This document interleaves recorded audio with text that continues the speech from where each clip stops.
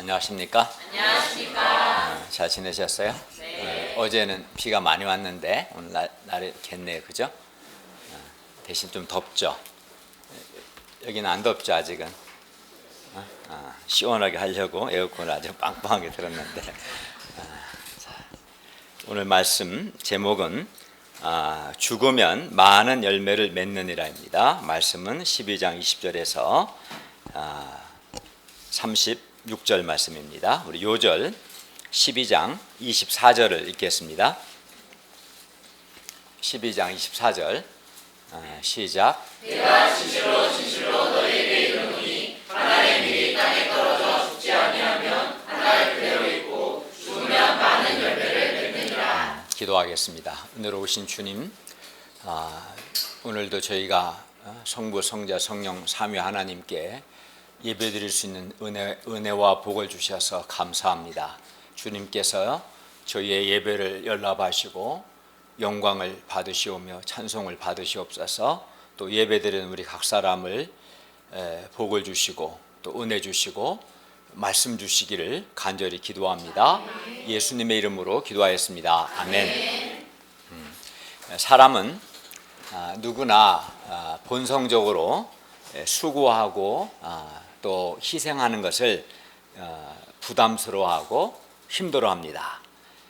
그런데 인성을 입으신 예수님은 하나님이시면서 사람이신데 예수님 인성을 입으신 측면에서 인성을 입으신 예수님도 이 점에서는 예외가 아니었어요. 그러니까 죽고 희생하는 것을 힘들어하셨어요.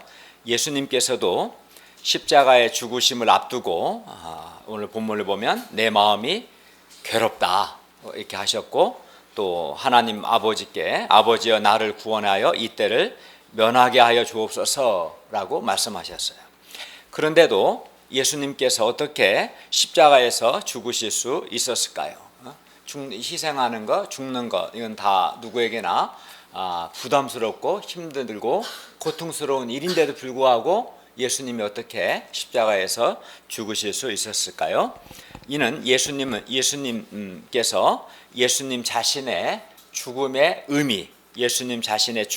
의미를 알았기 때문입니다. 오늘 말씀을 통해 우리가 한 알의 미르 진리를 통해서 예수님의 죽으심의 의미를 배우고 그리고 이 한 알의 미래 진리가 우리에게는 어떻게 적용되는가? 그러니까 한 알의 미래 진리가 예수님에게 어떻게 적용되고 또 우리에게는 어떻게 적용되는가 배울 수 있기를 기도합니다. 그리하여 하나밖에 없는 우리의 생명을 우리가 어떻게 사용해야 하는가 배울 수 있기를 기도합니다. 그러면 20절을 보십시오. 명절에 예배하러 올라온 사람 중에 헬라인 몇이 있었습니다. 여기서 명절은 물론 유월절이었어요.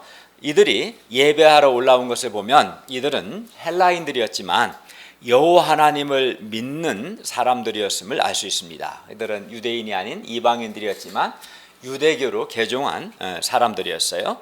21절을 보십시오. 예배하러 올라온 이 헬라인 몇이 갈릴리 베세데 사람 빌립에게 가서 예수님과의 면담을 요청했습니다. 선생이여, 우리가 예수를 배우고자 합니다. 그러면 이 헬라인들이 왜 예수님을 만나고자 했을까요? 왜냐하면 예수님께서 죽은 나사로를 다시 살리셨기 때문입니다. 이들이 예배하러 예루살렘에 왔을 때 예수님께서 죽은 나사로를 다시 살리셨다는 소문을 들었을 겁니다. 그리고 이것은 정말 놀라운 것입니다. 우리에게도 그렇죠. 죽은 지 나흘이나 된 사람을 다시 살렸다. 놀라운 일 아니에요? 놀라운 일이죠.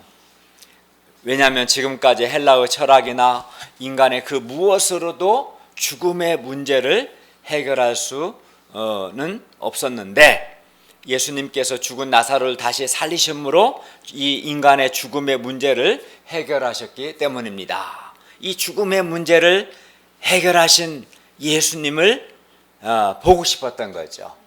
어떻게 인간 죽음의 문제를 해결할 수 있는가 알고 싶었던 거죠. 그래서 예수님과 면담을 요청한 거예요. 그래서 빌립에게 예수님과의 면담을 요청했고 23절을 보시면 빌립이 안드레에게 가서 이 사실을 말하고 안드레와 빌립이 예수님께 가서 이 일을 여쭈었습니다. 그러자 예수님께서 대답하셨어요. 23절을 보십시오. 인자가 영광을 얻을 때가 왔도다. 여기서 인자는 예수님을 가리키는 표현인데 예수님께서 지금까지는 내 때가 아직 이르지 않았다라고 말씀하셨는데 지금은 인자가 영광을 얻을 때가 왔다. 이 말은 인자는 예수님인데 즉 내 때가 이제 이르렀다 이렇게 말씀하신 거예요. 그리고 여기서 인자가 영광을 얻을 때란 예수님께서 십자가에서 죽으시는 때를 가리킵니다. 그러니까 요한복음에서 예수님의 십자가의 죽으심, 부활, 승천을 가리켜서 예수님께서 영광을 얻으시는 것으로 표현해요. 예수님은 자신의 죽음을 영광으로 보셨어요. 그러니까 예수님이 곧 십자가에서 죽으실 때가 이르렀는데 이걸 가리켜서 그래서 예수님이 영광을 얻을 때가 왔다 이렇게 말씀한 거죠. 예수님은 자신의 십자가의 죽음을 영광으로 십자가에서 죽는 것을 영광을 얻는 것으로 보셨어요. 예수님의 죽음은 십자가의 죽음이기 때문에 겉으로 보면 아주 수치스럽고 저주스러운 죽음인 거죠. 또 멸시의 죽음이고 십자가의 죽음은 아주 고통스러운 죽음입니다. 그런데도 예수님은 자신의 죽음을 영광이라고 말씀하신 거예요. 왜 예수님은 십자가에서의 죽음을 영광이라고 말씀하셨을까요? 우리가 보기에 십자가에서 죽는다는 것은 굉장히 힘든 일이고 수치스러운 일이고 저주스러운 일이고 할 수만 있으면 피하고 싶은 일인데 예수님은 십자가에서 죽음을 가리켜서 내가 영광을 얻는 것이다. 왜 말씀하셨을까요? 왜냐하면 예수님의 죽음은 우리 죄인들을 구원하기 위한 죽음이며 예수님의 죽음을 통해서 예수님께서 영광을 받으시기 때문입니다. 예수님의 죽음은 무의미한 죽음이 아니라 헬라인들을 비롯해서 포함해서 하나님이 택하신 모든 사람들을 구원하기 위한 죽음입니다. 그리고 예수님은 부활하시고 죽으시고 사흘 만에 부활하시고 40일 동안 제자들과 함께 계시다가 승천하셔서 영광을 받으십니다. 그리고 예수님의 죽음은 많은 열매를 맺기 위한, 여기서 열매는 많은 사람들이 구원받는 거겠죠. 많은 열매를 맺기 위한 죽음이었기 때문에 예수님은 자신의 죽음을 영광으로 보신 거죠. 이것이 예수님 자신의 죽음의 의미죠. 그러니까 예수님 자신의 십자가의 죽음을 통해서 죄로 죽은 많은 사람들을 구원하는, 많은 사람을 살리는, 많은 생명 열매를 맺는 죽음이고 첫째는, 그리고 예수님은 이 죽으시고 죽음으로 끝나는 것이 아니라 사흘 만에 다시 살아나셔서 40일 후에는 승천하시고 하나님 보호자 우편에 앉게 되는 영광을 취하시죠. 그러니까 이 두 가지 면에서 자신의 죽음으로 끝나지 않고 죽음을 통해서 많은 사람을 구원하는 많은 생명 열매를 맺고 또 예수님 자신도 부활하시고 승천하셔서 영광을 얻게 되기 때문에 예수님은 자신의 죽음을 영광으로 보셨습니다. 그리고 예수님은 자신의 이 죽음의 의미를 아셨고 자신의 죽음의 의미를 한 알의 미래 죽음을 비유로 말씀하셔요. 예수님이 비유로 말씀하시는 것은 좀 더 우리가 이해할 수 있도록 정확하고 풍성하게 이해할 수 있도록 하기 위해서 이제 비유를 말씀하시는데 이 비유가 우리가 잘 알고 있는 한 알의 미래 비유죠. 이건 정치인들도 가끔 말하는 것 같아요. 전혀 의미를 모르면서 실천하지 않으면서 말로만 내가 당을 위해서 한 알의 미래 주겠다 그렇게 말하잖아요. 성경에서 나온 거죠. 사실은 보시면 24절 한번 읽어볼까요? 24절 한번 다 같이 읽겠습니다. 시작. 내가 진실로 진실로 너희에게 이르노니 한 알의 밀이 땅에 떨어져 죽지 아니하면 나를 그대로 있고 죽으면 많은 열매를 맺느니라. 예, 한 알의 밀이 있어요. 그리고 이 한 알의 밀이 땅에 떨어져 죽지 아니하면 뭐 한 알 그대로 있는 거겠죠. 한 알의 밀이 있고 한 알의 밀이 땅에 떨어져 죽지 아니하면 한 알 그대로 있어요. 한 알의 밀이 죽지 아니하면 결코 열매를 맺지 못합니다. 그렇죠. 그러나 한 알의 밀이 땅에 떨어져 죽으면 어떻게 될까요? 많은 열매를 맺습니다. 이거는 이제 자연의 법칙이죠. 이거 모르는 사람 없을까요? 그래서 한 알의 밀이 있는데 이 한 알의 밀 앞에는 밀에게는 두 가지 길이 있는 거예요. 사실은 어떤 길이 있어요?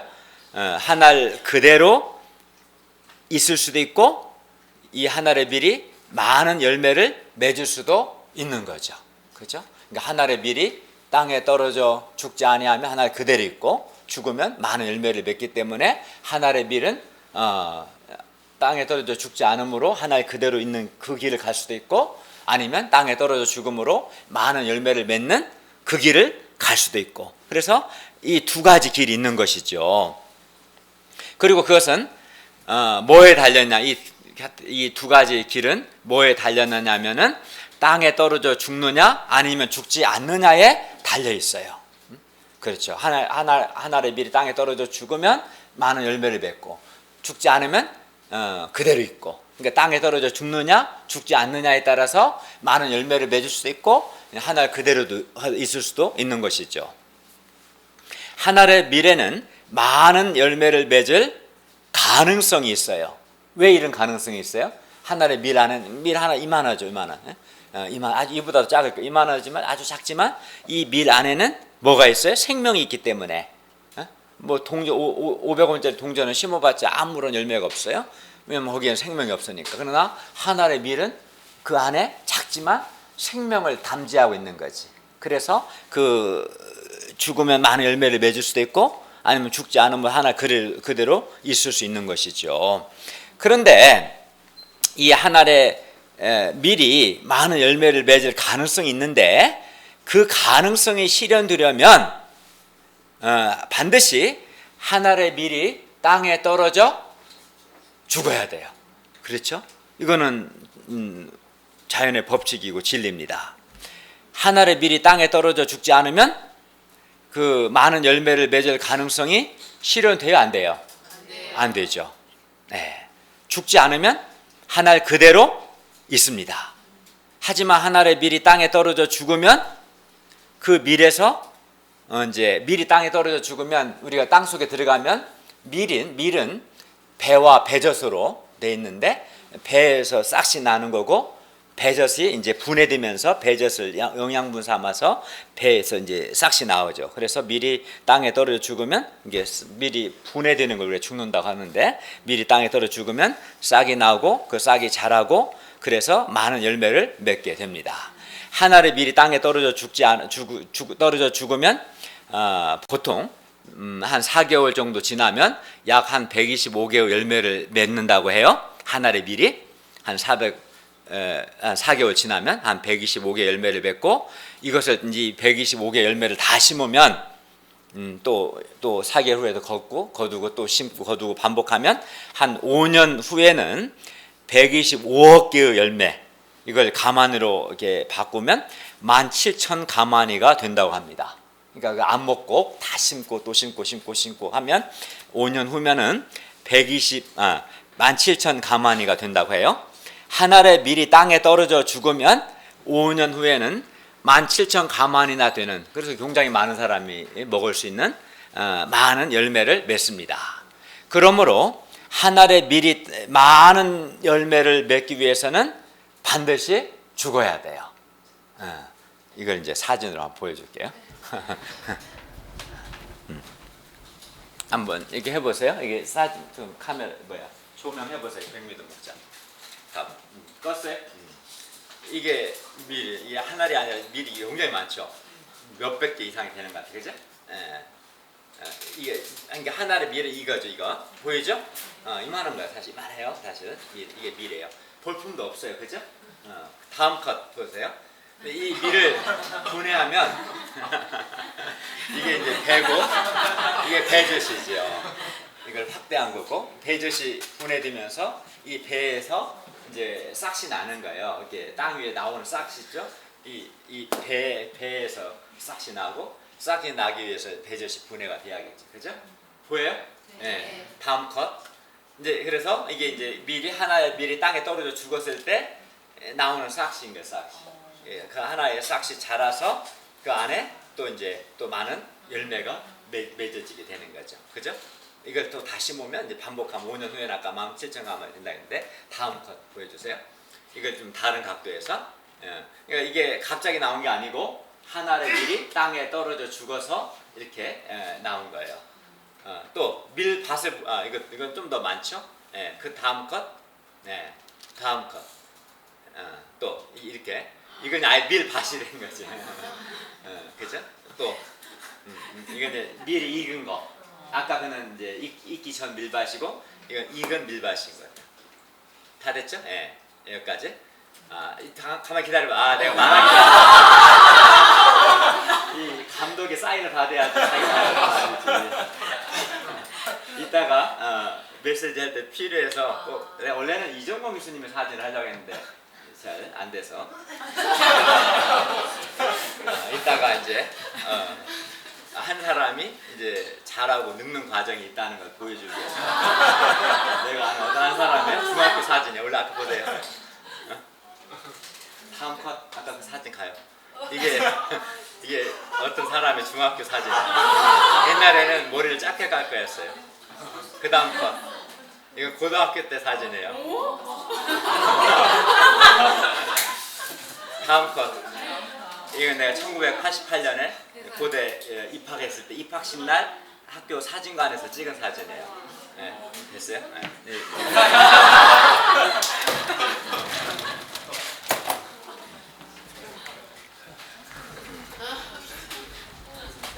왜 저거 했는가는 좀 이따가 설명해 줄게요. 그러니까 한 알의 밀이 땅에 떨어져 죽으면 어떻게 되는가? 그런 한 알의 밀이 땅에 떨어져 죽지 않으면 어떻게 되는가? 이거는 누구나 인정할 수 있는 자연의 원리인 거예요. 사실은 이 자연의 원리를 가지고 예수님 자신의 죽음을 설명하신 거죠. 예수님은 그 본체가 하나님이시지만 한 알의 밀과 같이 땅에 떨어지셨어요. 이 말은 곧 성육신 하신 거죠. 하나님이시지만 육신의 몸을 입고 이 땅에 오셨죠. 땅에 떨어지셨다는 것은 예수님이 성육신 하셨다는 걸 의미하고, 그리고 낮아지셔서 우리 인생들을 섬겨주시고 또 자기 자신을 온전히 희생하신 것, 또 뿐만 아니라 예수님 마침내 우리 죄를 위해 우리 대신 십자가에 피 흘려 죽으신 것, 이것을 가리켜서 한 알의 밀이 땅에 떨어져 죽었다라고 표현한 거예요. 예수님이 성육신 하시고 낮아지고 우리 인생들 섬겨주시고 십자가에 죽으신 것이 밀로 말한다면 한 알의 밀이 땅에 떨어져 죽은 것이죠. 그죠? 곧 예수님은 한 알의 밀이 땅에 떨어진 것처럼 이 땅에 성육신 하셨고 또 한 알의 밀이 죽는 것처럼 우리 죄를 위해서 십자가에서 죽으셨습니다. 그리고 예수님의 죽으심을 통해서 많은 사람들이 구원받는 구원의 역사가 일어났어요. 예수님께서 우리를 대신하여 십자가에서 죽으심으로 죄의 형벌을 받으셨기 때문에 생명 구원의 역사가 시작된 것입니다. 예수님은 십자가의 죽음을 통해서 많은 생명의 열매를 맺었고 여기 있는 우리도 그 열매들인 거죠. 사실은 예수님 한 번의 죽음을 통해서, 왜냐하면 예수님이 죽음은 죄의 삭시인데 예수님이 우리 죄를 대신하여 십자가에서 하나님의 진노를 받으시고 하나님의 형벌을 받으심으로 죽으셨어요. 그 결과 우리가 죄를 용서받고 영생을 얻게 되는, 구원받게 됐죠. 그래서 우리도 예수님 한 분의 죽으심의 열매다라고 말할 수 있을 겁니다. 그런데 예수님은 내가 진실로 진실로 너희에게 이르노니 한 알의 밀이 땅에 떨어져 죽지 아니하면 한 알 그대로 있고 라고 말씀하심으로써 한 알의 밀이 아까 두 가지 길이 있는데 먼저 뭐부터 말씀하시냐면 한 알의 밀이 땅에 떨어져 죽지 아니하면 어떻게 되는가에 대해서 먼저 말씀하셔요. 그러니까 한 알의 밀에는 땅에 떨어져 죽음으로 많은 열매를 맺을 가능성과 또 죽지 않음으로 그대로 있을 가능성이 있는데, 예수님이 먼저 한 알의 밀이 땅에 떨어져 죽지 않으면 어떻게 되는가부터 말씀하셔요. 왜 그러냐면, 왜 그러겠어요? 왜냐하면 사람들이 예수님이 죽지 않기를 원했기 때문에 그래요. 사람들이 예수님이 죽는 걸 원치 않았기 때문에 너희들이 원하는 것처럼 내가 죽지 않으면 어떻게 되는가를 먼저 말씀하신 거예요. 예수님께서 죽으신다고 말씀하시니 사람들이 이렇게 말합니다. 34절을 보십시오. 12장 34절을 보시면은 우리는 율법에서 그리스도가 영원히 계신다 함을 들었거늘 너는 어찌하 인자가 들려야 하리라 하느냐. 여기서 인자가 들린다는 것은 인자는 예수님이고 예수님께서 십자가에 달려 죽으시는 것을 의미합니다. 당시 사람들은 예수님이 그리스도라면 그리스도가 죽는다라는 것은 상상할 수 없다, 있을 수 없는 일이다 라고 생각했어요. 제자들까지도 예수님께서 그리스도 즉 구원자라면 죽지 않아야 한다라고 생각했던 거죠. 그 시대 사람들도 그리스도는 죽지 않아야 한다고 생각했고 예수님의 제자들 역시 그렇게 생각했어요. 베드로를 비롯한 모든 제자들은 예수님께서 죽으신다는 것은 생각하기도 싫었습니다. 그러나 예수님은 그들의 생각대로 그들의 원하는 바대로 만일 자신이 죽지 아니하면 그럼 어떻게 되는가? 너희는 내가 죽는 거 원치 않은데 그렇다고 해서 내가 죽지 않으면 어떻게 되는가를 먼저 말씀하신 거예요. 하나의 미래 진리를 미래 비유를 통해서 뭐라고 말씀하셨어요? 하늘의 밀이 땅에 떨어져 죽지 아니하면 하늘 그대로 있고 이렇게 말씀하신 거죠. 즉 예수님이 죽지 아니하면 단 하나 그대로 있으니까 단 하나의 열매도 맺을 수 없다는 거예요. 그죠? 하나 그대로 있다는 것은 단 하나의 열매도 맺을 수 없다. 예수님은 이것을 너무나 잘 아셨고 그래서 죽고자 하신 거예요. 사람들은 또 예수님 자신도 죽는 게 기쁜 일은 아니죠. 그러나 죽지 않으면 어떻게 되는가? 희생하지 않으면 어떻게 되는가? 하늘의 밀이 땅에 떨어져 죽지 않으면 하늘 그대로 있다. 단 하나의 열매도 맺을 수 없다. 너희를 구원할 수 없다. 너무나 잘 아신 거죠, 예수님께서. 그래서 죽고자 하신 거죠.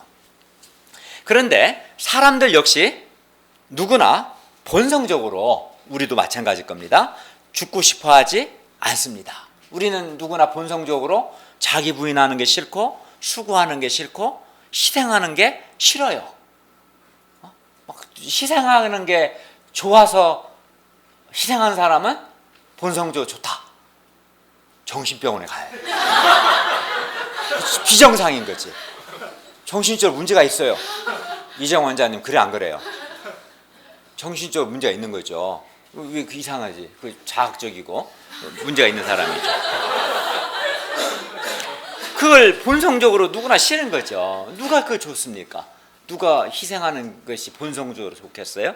누가 자기 부인하는 게 좋겠습니까? 누가 본성적으로 수고하고 싶겠어요? 자기 부인하고 수고하고 하는 거지.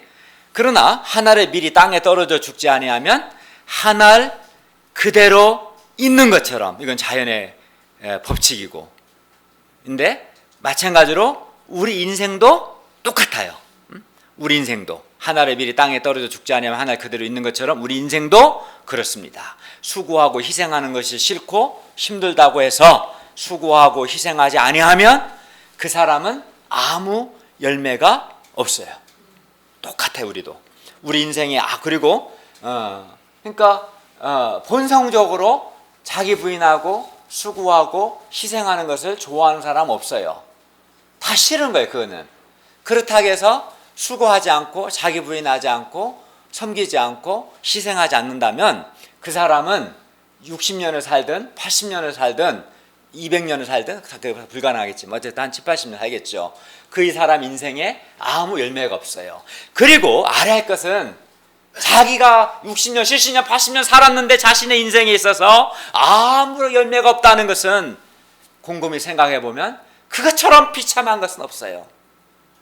곧 죽고 하나님 앞에 서야 할 때가 다가오고 있는데 내가 60년, 70년 살았는데 내 인생에 아무 열매가 없다. 얼마나 슬프고 비참하겠어요. 그렇지 않겠습니까? 참 비참한 거예요. 이 상을 통해 우리는 하늘의 밀이 땅에 떨어져 죽지 아니하면 하늘 그대로 있고 죽으면 많은 열매를 맺게 됨을 배웠습니다. 그러나 그럼에도 불구하고 많은 사람들이 자기가 죽고 희생하는 것에 대해서 슬퍼하고 두려워하고 매우 힘들어합니다. 그러나 하늘의 미리 죽는 데는 많은 아픔과 희생이 있지만 이 아픔과 희생은 많은 열매를 맺기 위한 아주 의미 있고 가치 있는 아픔이고 희생입니다. 이 하늘의 미래 진리는 바로 예수님 자신을 가리켜 말씀하신 거예요. 예수님은 하늘의 미래 진리를 가르치실 뿐만 아니라 친히 이를 실천하셨어요. 그래서 죽으셨어요. 죽고 많은 열매를 맺으셨죠. 예수님으로 말미암아 죄로 죽었던 많은 사람들이 구원과 생명을 얻게 되었어요. 한 분 예수님의 죽음으로 말미암은 구원의 역사가 지금 이 시간에도 일어나고 있고 앞으로도 계속해서 일어날 겁니다. 그리고 이 하늘의 미래 진리는 예수님의 생애에 적용될 뿐만 아니라 우리 인생에도, 우리의 생애에도 그대로 적용됩니다. 우리 인생은 하늘의 밀과 같아요. 예수님뿐만 아니라 우리도 하늘의 밀과 같습니다. 우리는 누구나 하나님께서 주신 한 생명이 있어요. 한 생명이 있는 거지 두 생명이 있는 사람 없어요. 하나밖에 없어. 생명은 그 생명이 죽으면 끝나는 거예요. 또 생명이 없는 사람도 없어요. 사람은 다 한 생명이 있어. 하나님이 주신 한 생명이 있습니다. 그리고 그렇게 누구나 많은 열매를 맺을 가능성 또한 있는 거예요. 사실은 우리가 예수님을 본받아서 주님의 복음 역사, 생명 구원 역사를 위해서 수고하고 우리 자신을 희생할 때 우리 예수님처럼 우리도 많은 열매를 맺을 수 있습니다. 그러나 사람들은 많은 열매를 맺기 원하지만 막상 수고하고 자기를 부인하고 자기를 희생하는 것은 싫어합니다. 왜냐하면 사람에게는 본성적으로 자기 생명에 대한 강한 애착이 있기 때문입니다. 또 자기중심성이라는 강한 죄성이 있기 때문입니다. 저기 단체 사진 나왔어요? 이번에 여름상의 때 찍은. 저 사진 보면 맨 먼저 누구부터 봐요? 사진 속에 내가 어디 있지? 자기 사진부터 찾는 거예요. 자기. 그리고 자기 가까운 사람, 자기 남편, 자기 와이프, 자기 딸내미. 그게 본성이에요. 그만큼 인간은 이 범죄한 이후 자기중심적이에요. 몸에 뱄어요. 자기중심성이. 희생하기 쉽고 자기중심적인 게. 그게 맞아 본성적이죠. 사실은. 예, 그렇습니다. 그러나 사람이 자기 생명을 사랑해서 수고하지 않고 희생하지 않으면 어떻게 될까요? 25절과 26절은 하늘의 미래 진리가 예수님을 따르는 자에게 구체적으로 어떻게 적용될 수 있는가를 가르쳐 줍니다. 24절 하늘의 밀이 땅에 떨어져 죽지 아니하는 것은 25절에서 자기 생명을 사랑하는 것에 해당하는 거고, 하늘의 밀이 땅에 떨어져 죽는 것은 25절에서 자기 생명을 미워하는 것과 같은 거예요. 25절 상반절을 보십시오. 자기 생명을 사랑하는 자는 잃어버릴 것이요. 여기서 자기의 생명을 사랑한다는 것은 자기 영광과 자기 유익을 구하는 것이고, 자기 생명을 사랑한다는 것은 자기 영광, 자기 유익 구하는 것이고, 자기 추구하는 것이고, 자기 중심적인 삶을 사는 것, 이런 게 자기 생명을 사랑하는 거죠. 자기 생명을 사랑한다는 것은 한마디로 자기 사랑하는 것이고, 자기 추구하는 것이고, 자기 중심적인 삶을 사는 것이죠. 이게 자기 사랑이죠. 자기 생명을 사랑하는 거죠. 그리고 이러한 요소, 자기 사랑하는 거, 자기 추구하는 거, 자기 중심성, 이러한 요소는 누구에게나 다 있어요. 저에게도 그런 요소가 있죠. 없는 사람 없어요. 다 있습니다. 하지만 문제는 이렇게 살면 이런 사람은 결국은 그 생명을 잃어버린다는 거예요. 뭐라고 그래서 주께서 자기 생명을 사랑하는 자는 잃어버릴 것이요 말씀하셨어요. 생명을 사랑하지만 그 생명은 죽어가요. 아름다움을 추구하지만 그 생명은 결국은 늙어갈 수밖에 없는 거고, 또 육신의 편안함을 추구하지만 점점점 늙어가면서 몸의 기능은 쇠퇴할 수밖에 없습니다. 그런데 자기 생명을 사랑하는 것은 육신의 생명, 지금 우리가 갖고 이 육신의 생명 이상의 것이 있음을 알지 못하기 때문에 그렇습니다. 인생을 오직 이 땅의 육신의 생명으로만 이해하기 때문에 그래요. 그래서 이 같은 사람은 이 땅에서의 생명을 잃으면 이 땅의 생명이 전부이기 때문에 모든 것을 잃고 마는 거고 결국은 절망할 수밖에 없어요. 사람이 자기 생명을 자기를 사랑하는 것은 자기를 잃지 않기 위함인데 역설적으로 자기 생명을 사랑하는 자는 도리어 생명도 잃고 자기를 잃게 되는 거예요. 참 역설적이죠. 사람이 왜 자기 중심적인 삶을 살고 왜 자기 사랑하고 왜 자기 추구합니까? 왜 자기 유익만을 구합니까? 자기 생명에 대한 강한 애착 때문에 자기 생명을 할 수만 있으면 건강하게 오랫동안 보존하고 싶은 그런 욕망 때문에 그런 거예요. 그런데 역설적으로 자기 생명을 사랑하는 자는 예수님이 말씀하시기를 잃어버릴 것이다. 잃어버릴 것이다. 라고 말씀하셔요. 역설적이죠, 사실은. 네, 그렇습니다.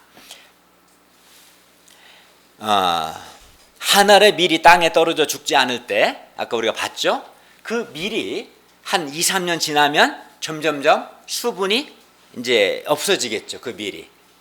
그걸 우리가 말라진다고 그러잖아요. 수분이 없어지고 수분이 점점점 없어지면 발화율, 싹이 나올 수 있는 그 확률이 점점점 떨어질 수밖에 없고 조금 더 지나게 되면 아예 그 밀은 발화 자체도 되지 않을 거예요. 밀이 완전히 다 말라버리면. 그렇지 않아요?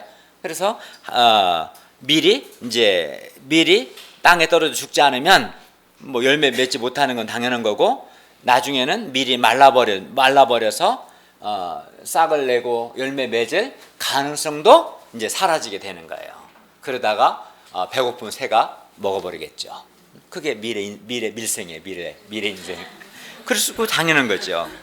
그런데 우리 사람도 마찬가지. 아까 제가 이게 사진 보여드렸는데 사람이 주님과 복음 역사를 위해서 수고하고 희생하지 않을 때 열매를 맺지 못하는 것은 물론이고 나중에는 하나님이 주신 한 생명, 한 건강, 또 재능, 또 물질 또는 열매 맺을 가능성마저도 다 잃어버리고 그 인생이 죽음과 함께 아무런 열매도 없이 비참하게 끝나고 맙니다.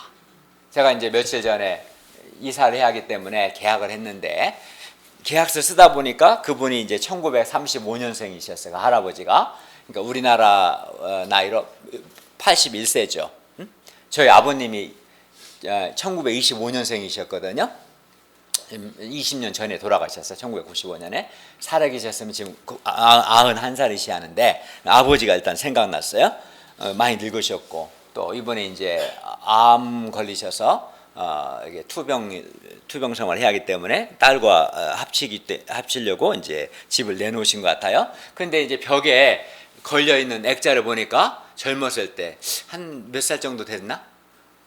잘생기셨다, 건강하고 젊었을 때 사진인데 제가 얼추 봐서 한 40대 정도 되지 않았을까?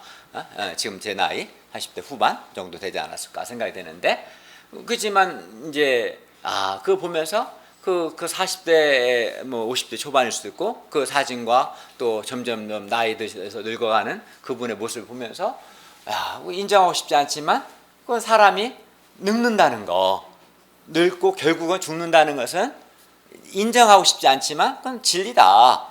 그런 생각이 들었어요. 이 말씀을 준비하면서도. 그러니까 아직 한 생명이 있고 한 건강이 있을 때는 그나마 열매 맺을 가능성이 있는데 그렇지 않으면 결국은 그 가능성 점점점 수분이 빠져듯이 인생도 늙고 말라서 결국은 이제 가능성도 사라지고 죽음과 함께 생명도 잃게 되는 그렇게 된다는 거예요. 아까 제 사진 보여줬는데 저도 그렇죠. 이제 저도 중학교 때 사진이 있죠. 그때는 이제 제가 중3 때 교복 자유화 두발 교복 자유화가 됐거든요.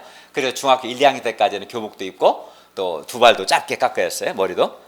그리고 고등학교 때 대학 입학할 때 이 대학 벌써 88년 입학했으니까 꽤 됐죠. 한 뭐 어쨌든 얼마 됐나? 20년 됐나? 20년 넘었죠. 그죠? 네, 그렇게. 그러니까 그다음 20년 후에 저는 이제 20년 후에 저는 이종공 교수님을 보면 딱 돼요. 우리 지금 68 우리 이종공 교수님이 거의 비슷한 때죠. 20년 후에. 그거는 어쩔 수 없는 거예요. 근데 우리 이종공 교수님도 20대가 있지 않았어요. 여러분처럼 20대 있지. 20대. 우리 서해오르면 이제 20대죠? 예, 20대 있고 또 30대 있겠죠. 얼마나 잘 나갔겠어요. 서울대생인데 젊고 총명하고 그렇죠? 그렇지만 뭐 그렇다 해도 안 늙겠어요. 20년 후에 뵈야 할 텐데 그때는 모르죠. 장담 못하죠. 20년 후에는 그죠? 모르죠. 저도 제가 모르죠. 저도 아무도 모르는 거죠. 그러니까 내가 욕심낸다고 해서 그 욕심대로 인생이 되는 게 아닌 거 사실은. 그나마 젊을 때 그나마 많은 열매를 맺을 가능성이 있지만 점점 늙으면 늙을수록 가능성도 점점 줄어들 수밖에 없고 죽음과 함께 가능성은 끝나버리는 거예요. 생명도 잃어버린다. 그것을 우리가 알 수 있는 거예요. 반면 이 세상에서 자기 생명을 미워하는 자는 영생하도록 보존됩니다. 이 말은 영생한다는 영생. 하나님이 그 사람에게 영생을 주신다는 거예요. 영생을 얻습니다. 25절 하반절을 보시면 이 세상에서 자기 생명을 미워하는 자는 영생하도록 보존하리라. 여기서 자기 생명을 미워한다는 것은 문자 그대로 자기를 미워하는 것을 의미하는 것이 아니라 자기를 포기하는 것, 자기를 부인하는 것, 자기를 희생하는 것을 의미합니다. 예를 들어 자기 영광을 구하고 자기 유익을 구하고 또 자기 중심적인 삶을 살고 싶은 그런 마음을 버리는 것, 포기하는 것을 의미하는 거고 자존심을 버리는 것을 의미하는 자기 중심적인 삶을 부인하는 것을 의미하여 이게 자기 생명을 미워한다는 뜻입니다. 대신 하나님께서 맡겨주신 사명의 십자가를 감당하기 위해서 수고하고 자기를 희생하는 것을 의미합니다. 이것이 자기 생명을 미워하는 거예요. 생명 구원 역사를 위해서 자기에게 있는 시간이나 생명이나 건강이나 돈이나 재능이나 이런 것들을 적극적으로 하나님께 드리고 사용하는 것, 이것이 자기 생명을 미워하는 것입니다. 그러면 어떻게 참 이 자기 생명을 미워할 수 있을까요? 우리가 말씀을 통해서 자기 생명을 사랑하는 자는 영생 못 얻고 심판받죠. 나중에 자기 생명도 잃어버려 열매도 못 맺고 육체 생명도 끝나고 죽은 후에는 하나님의 심판을 받습니다. 비참한 거죠. 반면에 자기 생명을 미워하는 자는 이 땅에서 많은 열매를 맺고 뒤에서 보겠지만 하나님으로부터 귀하게 여김을 받고 또 영생도 얻습니다. 그렇게 살해하는 거 옳아요. 근데 참 쉽지 않겠죠. 사람들이 머리로 아는데 어떻게 어떤 사람 그럼에도 불구하고 어떤 사람은 자기 생명을 미워합니다. 그러니까 자기 중심적인 삶을 때마다 부인하고 또 자기 부인하고 사명의 십자가를 감당하는 삶을 삽니다. 어떻게 이렇게 할 수 있을까? 이것은 영생을 사모할 때 가능합니다. 우리에겐 두 가지가 있는 거예요. 영생이 있고 실제로 11장 25절을 보면 헬라어를 보면 영생이라는 단어는 같은 생명이지만 조에라는 헬라어로 되어 있고 여기 그 자기 생명을 사랑하고 자기 생명을 미워할 때 그 생명은 푸시케라고 되어 있어요. 단어가 달라요. 그러니까 생명, 푸시케는 육체의 생명을 말해요. 그건 이제 죽죠. 영생은 영원한 생명을 가르쳐 하나님 주시는. 그러니까 우리에게는 영생과 자기 생명이 있는 거죠. 그래서 정말 우리 정말 가치 있는 것은 영생이겠죠. 영원한 생명이겠죠. 영원한 죽음으로 끝나지 않고 영광스럽고 강한 몸으로 부활해서 영원한 삶을 사는 것, 또 하나님 주시는 그 풍성한 행복을 누리며 사는 것, 그것이 이제 성경이 말하는 영생인데 영생이 있는 거죠. 그리고 이런 영생을 정말 사모한 사람은 영생을 얻기 위해서 이 땅에서 기꺼이 자기 생명을 포기하게 되는 거예요. 사실은 영생을 생각해야 돼요. 영생의 가치를 알아야 돼요. 그래서 영생의 가치가 있는 사람은 그 영생의 가치를 알고 영생을 얻고자 하고 영생을 소망하는 사람은 영생보다 못한 육체의 생명을 포기한다는 건 지금 죽는 걸 말하는 게 아니라 그 생명을 주님을 위해서 사용할 수 있다. 그걸 말해주는 거야 사실은. 어떤 사람에게 노트북이 하나 있어요. 486 옛날 거. 어떤 사람 아주 좋은 노트북, 얇고 가볍고 수명 좋은. 이것만 볼 때는 아깝고 못 버리겠지만 더 좋은 걸 줄 테니까 내놓으라고 하면 줘요, 안 줘요? 주겠죠, 그죠? 그런 거 사실은. 그러니까 내가 정말 영생의 가치를 알고 영생의 복을 현재 누리고 영생을 얻기를 원하면 그 영생에 대한 사모가 정말 있는 사람은 육체의 생명을 기꺼이 포기하는 주님을 위해서 드릴 수 있습니다. 그리고 이렇게 자기 생명을 미워하는 자는 도리어 영생하도록 보존됩니다. 자기 생명을 미워하는 사람, 즉 자기를 부인하고 주님을 위해서 수고하고 희생하는 사람은 영생을 얻고 뿐만 아니라 많은 열매를 맺습니다. 그러므로 자기 생명을 미워하는 것이, 즉 자기 부인하고 주님이 맡겨준 사명 십자가를 지는 것이 결국은 영생을 얻는 길입니다. 그런데 이 영생은 예수님께서 주십니다. 그래서 영생을 위해 자기 생명을 미워하는 자는 예수님이 영생을 주시기 때문에 영생을 주시는 예수님을 섬기겠어요, 안 섬기겠어요? 당연히 섬기죠. 그리고 예수님을 섬기려면 예수님을 따라야 합니다. 예수님을 따르지 않고 예수님을 섬긴다는 것은 말이 안 되는 거죠. 사실은 예수님, 영생을 주신 예수님께 감사해서 예수님을 섬기는 사람은 예수님을 따릅니다. 그래서 26절은 이렇게 말씀합니다. 사람이 나를 섬기려면 나를 따르라. 나 있는 곳에 나를 섬기는 자도 거기 있으리니 사람이 나를 섬기면 내 아버지께서 그를 귀히 여기시리라. 그런데 예수님은 아무든지 나를 따라오려거든 자기를 부인하고 날마다 자기 십자가를 지고 나를 따라야 한다고 말씀하셨어요. 그래서 진정으로 예수님을 믿는 사람이라면 그 사람도 예수님께서 가신 그 길을 가야 합니다. 예수님을 내가 정말 믿는다면 그 사람도 예수님이 가신 길을 가야 하고, 즉 예수님의 라이프 스타일을 본받아야 합니다. 그래야 하면 그는 예수님이 계신 곳에 있게 됩니다. 예수님이 고난받는 곳에 그 사람도 있습니다. 나 있는 곳에 나를 섬기는 자도 거기 있으리니 말씀하셨기 때문입니다. 그리고 이렇게 할 때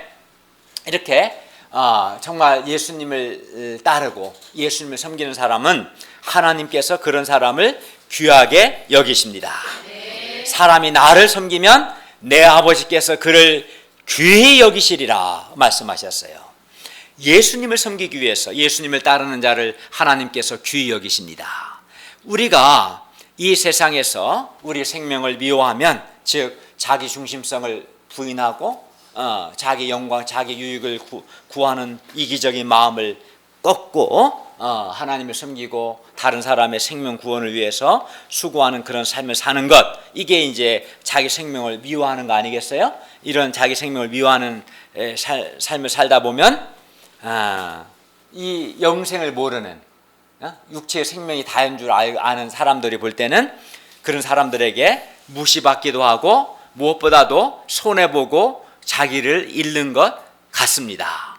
그래서 사람들이 힘들어하는 거예요. 그래서 내가 손해보는 것 같고 희생하는 것 같고 그런 생각 때문에 자기 생명을 미워하는 삶, 수고하고 희생하는 삶을 부담스러워하고 힘들어해요. 그리고 자기를 위한 삶, 자기 사랑하는 삶, 자기 추구하는 삶, 자기 중심적인 삶을 살려고 하는 거 아니겠어요? 그러나 알아야 할 것은 이렇게 자기 생명을 미워하는 사람은 사실은 예수님 말씀처럼 많은 열매를 맺게 됩니다. 뿐만 아닙니다. 그 사람은 현재도 영생을 얻고 영생하도록 보존됩니다. 거기서 끝나지 않습니다. 하나님 아버지께서 그 사람을 매우 귀하게 여기십니다. 그러면 이게 손해보는 겁니까? 아니죠. 손해보는 게 아니에요. 자기 생명을 미워한다 해서 생명이 없어지는 게 아니라 도리어 영생을 얻게 되고 많은 열매를 맺게 되고 하나님 아버지께서 그를 귀하게 여기시기 때문에 자기 생명을 미워하는 삶, 다른 말로 하늘의 밀이 땅에 떨어져 죽는 삶은 결코 어리석은 것도 아니고 망하는 것도 아니고 손해보는 것도 아니고 오히려 가장 지혜로운 것이고 가장 확실한 투자인 거예요. 그것을 알아야 돼요. 그걸 알면 기꺼이 내가 많은 열매를 맺고 영생을 얻고 하나님께 귀하게 여김받는 삶을 살기 위해서 예수님처럼 하늘의 밀이 땅에 떨어져 죽는 삶, 자기 생명을 미워하는 삶을 살아야겠다, 이런 소원을 가지게 될 것입니다. 따라서 지금은 좀 힘들더라도 우리가 자기 생명을 미워하며 예수님을 따를 수 있기를 기도합니다. 사람이 자기를 희생한다는 것은 정말 힘든 일입니다. 그러나 어떤 아버지가 있어요. 이 사람은 젊은 날 가족을 제대로 돌보지 않고 자기 하고 싶은 대로 하며 살았습니다. 그러나 그렇게 되면 어떻게 되겠습니까? 나중에 자녀들로부터 그는 존경과 사랑을 받지 못할 것이고 왕따를 받을 것입니다. 어떤 사람은 믿음이 없어서 자신을 하나님께 드리기를 결단하지 못하고 주저합니다. 말씀에 순종하지 않습니다. 그런 사람은 결국은 아무런 열매도 맺지 못하고 그나마 열매 맺을 가능성마저도 나이를 먹으며 잃어버리게 됩니다. 참으로 한 알의 밀이 땅에 떨어져 죽지 아니하면 한 알 그대로 있습니다. 그러나 죽으면 많은 열매를 맺습니다. 한 알 그대로냐 아니면 많은 열매냐, 이것이 대조됩니다. 이것은 영원히 변할 수 없는 생명의 법칙이고 원리입니다. 그렇기 때문에 우리는 선택해야 합니다. 한 알 그대로 남다가 그 생명마저 없어질 것인가, 아니면 많은 열매를 맺고 영생을 얻고 하나님께 귀하게 여김받는 삶을 살 것인가 선택해야 합니다. 사람이 이기적으로 살면 당장에는 자기에게 유익이 있는 것 같습니다. 그러나 결국은 자신의 인생에 아무 열매가 없습니다. 반면 젊은 날부터 자신의 시간과 물질과 자신의 재능을 주님과 복음 역사를 위해서 드리면, 즉 한 영혼을 구원하고 살리는 이 하나님의 역사에 드리면 그 사람은 많은 열매가 있습니다.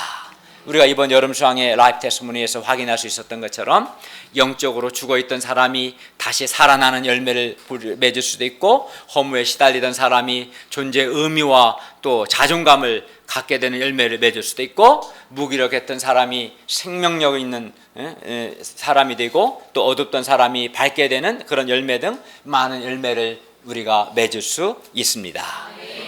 또 우리 자신이 영생하도록 보전이 될 것이고 하나님께서 우리를 매우 귀하게 여기십니다. 그렇기 때문에 우리는 결단해야 합니다. 둘 중에 하나밖에 없는 거예요. 한 알의 밀이 땅에 떨어져 죽느냐, 한 알의 밀이 땅에 떨어져 죽지 않느냐, 결단할 수, 선택 여지가 없어. 둘 중 하나 선택해야 돼요. 자기 생명을 사랑하느냐, 자기 생명을 미워하느냐 선택해야 돼요. 적극적으로 하나의 밀이 땅에 떨어져 죽는 삶을 선택하지 않는 사람, 적극적으로 자기 생명을 미워하는 삶을 사는 것을 결단하지 않는 사람은 그 자체로 이미 하나의 밀이 땅에 떨어져 죽지 않는 것을 선택한 것이고, 자기 생명을 사랑하는 삶을 이미 그는 선택한 것과 동일합니다.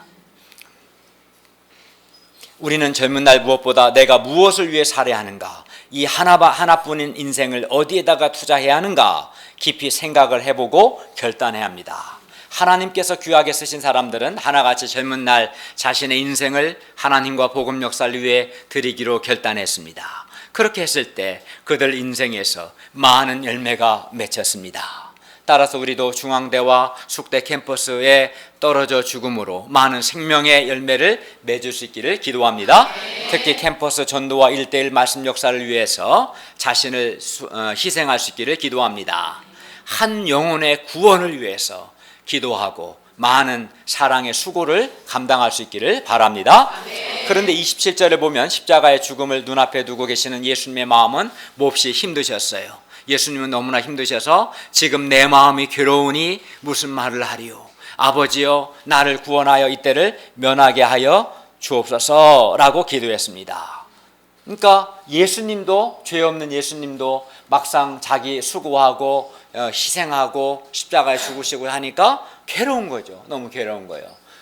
그런데 우리는 얼마나 더 괴롭겠어요. 말이 그렇지. 이게 머리로 이성적으로는 이게 옳다 이렇게 살아야 한다는 걸 알지만, 그러나 막상 내 마음은 어때요? 막상 내 마음은 힘든 거죠. 그게 고통이 따르는 거예요. 자기를 부인하고 희생하는 삶을 사는 데는 아픔이 있는 거고 하기 싫은 마음이 본성적으로 있는 거예요. 사실은 예수님이 그러셨다면 우리는 더욱더 그러겠죠. 그렇죠? 그러나 예수님은 죽는 것이 힘들다고 해서 회피하지 않으셨어요. 예수님은 하나님의 뜻에 순종하기 위해서 치열한 기도의 싸움을 싸우셨어요. 27절 하반절과 28절 상반절을 보십시오. 그러나 내가 이를 위하여 이때에 왔나이다. 아버지여 아버지의 이름을 영광스럽게 하옵소서. 누가복음을 보면 예수님께서 힘쓰고 애써 더욱 간절히 기도하시니 땀이 땅에 떨어지는 핏방울 같이 되더라 했습니다. 예수님은 하나님 앞에서 간절히 기도하시면서 십자가의 죽으심을 받아들이셨습니다. 하늘에 죽는 밀이 되고자 결단하셨습니다. 그리고 예수님은 자신의 죽음만을 보시지 않고 자신의 죽음 후에 맺게 될 많은 열매를 보시고 열매들로 인하여 희망이 가득하셨어요. 그러니까 우리가 머리로만 아는 걸로는 안 되는 거 사실은. 그것을 내가 머리로 아는 이 진리를 내 삶에 실천하려면 마음에 뭐가 있어야 하냐면 마음에 소원이 있어야 돼요. 또 그렇게 할 수 있는 내적인 힘이 있어야 돼요. 학생이 뭐 공부 잘하고 싶죠. 근데 안 되죠. 왜 뭐가 없는가? 그 사람에게는 강한 소원과 그렇게 할 수 있는 내적인 힘이 없어요. 그래서 우리도 마찬가지예요. 오늘 말씀이 진리인 거 알지만 그건 확인할 수 있지만 그렇게 살려면 그렇게 살고자 하는 마음의 소원과 그렇게 할 수 있는 내적인 힘이 있어야 하는데 이런 소원과 힘은 기도를 해야 돼요. 예수님처럼 힘속에 있어서 주님 제가 주님의 말씀에 순종해서 많은 열매를 맺고 영생을 얻고 하나님께 귀하게 여김 받는 삶을 살 수 있는 그런 살고자 하는 소원을 주시고 그렇게 할 수 있는 힘을 주시옵소서. 반복해서 기도할 때 하나님이 그런 우리 마음에 소원과 힘을 주셔요. 그러나 이렇게 기도하지 않는 사람은 말씀을 들어서 머리로는 다 아는데 그런 소원도 없고 실제로는 힘이 없어서 실제 삶은 그렇게 살지를 못하는 거죠.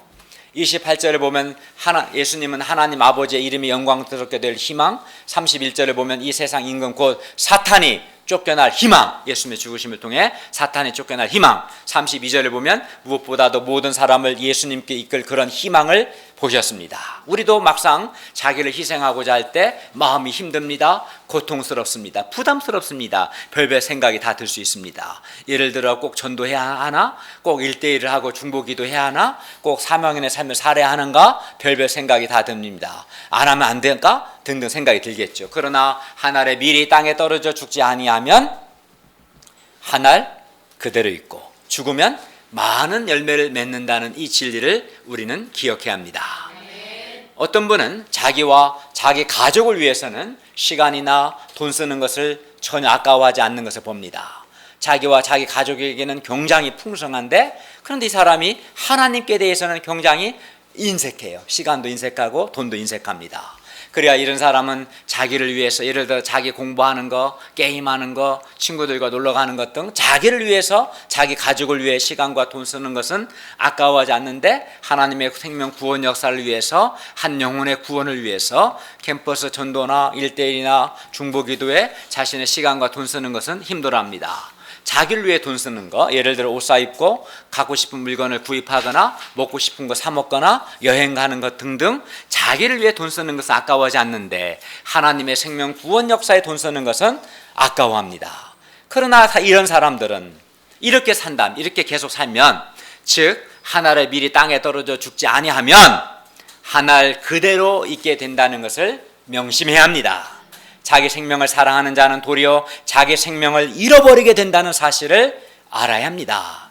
반면 한 알의 밀이 땅에 떨어져 죽으면 많은 열매를 맺는다는 것을 알아야 합니다. 주님과 복음 역사를 위해서 자신의 시간과 돈과 재능을 드리는 사람, 무엇보다 자신의 젊음과 자기 인생을 드리는 사람은 반드시 많은 열매를 맺게 됩니다. 또 주님과 복음 역사를 위해 자기를 희생하는 것은 그냥 없어지는 것이 아니라 그렇기 때문에 투자하는 겁니다. 반드시 하나님의 보상이 있습니다. 이 세상에서 자기 생명을 미워하는 사람은 영생하도록 보존되고 영생을 얻고 또 많은 열매를 맺으며 하나님께서 그 사람을 귀하게 여기십니다. 그래서 그의 삶 가운데 여호와께서 함께 하시고 은혜 주시고 복 주시고 기쁨 주십니다. 열매 맺게 하십니다. 하나님이 그를 귀하게 여기시니까.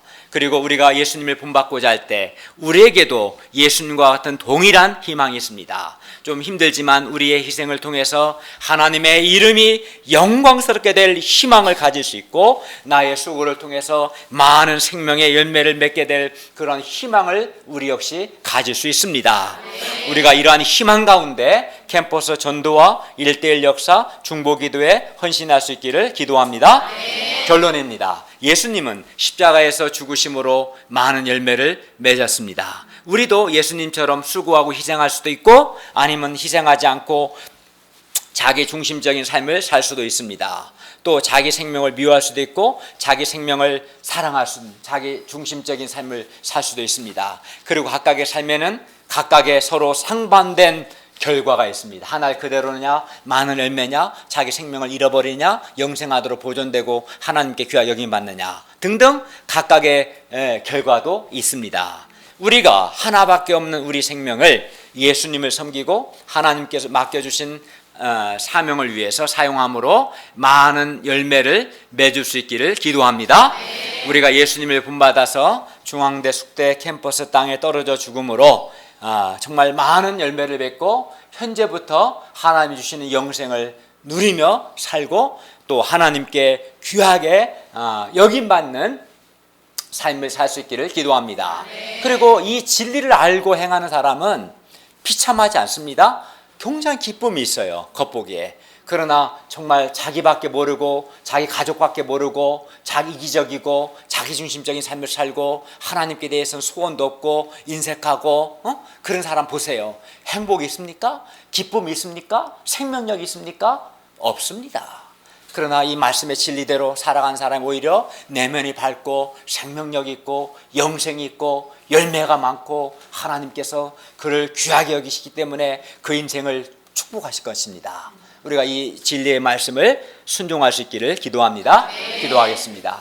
은혜로우신 주님, 오늘 하나의 미래 진리를 통해서 예수님의 죽으심의 의미를 가르쳐 주시고 또 우리에게도 어떻게 적용되는가 가르쳐 주셔서 감사합니다. 우리가 오늘 말씀처럼 예수님을 본받아 참 주님과 복음 역사를 위해서 수고하고 희생하는 삶을 삶으로 많은 열매를 맺고 또 영생을 얻고 또 하나님께 귀하게 여김받는 삶을 살게 하여 주시고 또 이런 삶을 살 수 있도록 소원을 갖고 힘을 얻기 위해서 때마다 무릎 꿇고 기도하는 종들이 될 수 있도록 도와주시옵소서. 예수님의 이름으로 기도하였습니다. 아멘.